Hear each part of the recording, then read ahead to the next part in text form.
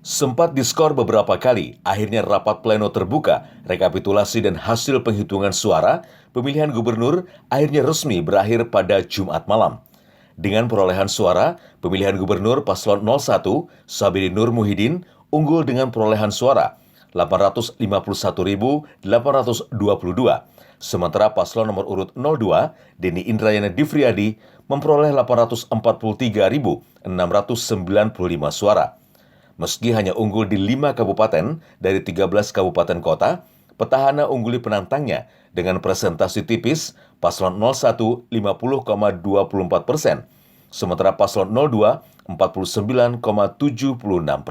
Dari pembacaan pleno 13 kabupaten kota, saksi paslon 02 tidak hadir pada pleno 1, yaitu Kabupaten Banjar, usai menyatakan menolak hasil rekapitulasi di kabupaten tersebut dan siap menggugat ke Mahkamah Konstitusi.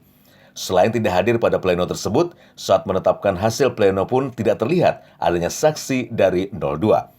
KPU Kalsel menyatakan siap mengikuti proses jika ada pihak yang keberatan dengan hasil pleno. Mereka yang belum puas dan tidak menerima hasil ini bisa mensengketakannya ke Mahkamah Konstitusi terhitung dari hari ini 3 kali 24 jam hari kerja.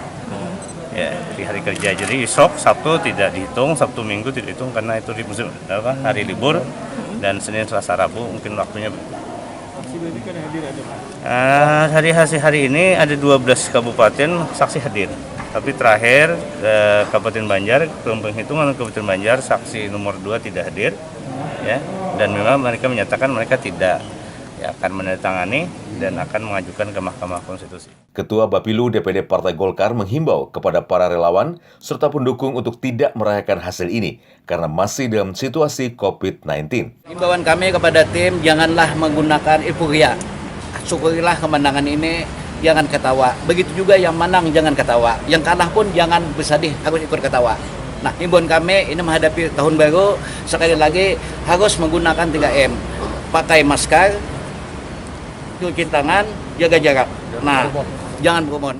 Masa sanggah akan dimulai 3 hari pada hari kerja, usai menetapkan hasil rekapitulasi. Sementara jika tidak ada gugatan, maka pemenang Pilkada Kalsel akan diumumkan usai 5 hari kerja. Satya Naka, Kalsel 1net.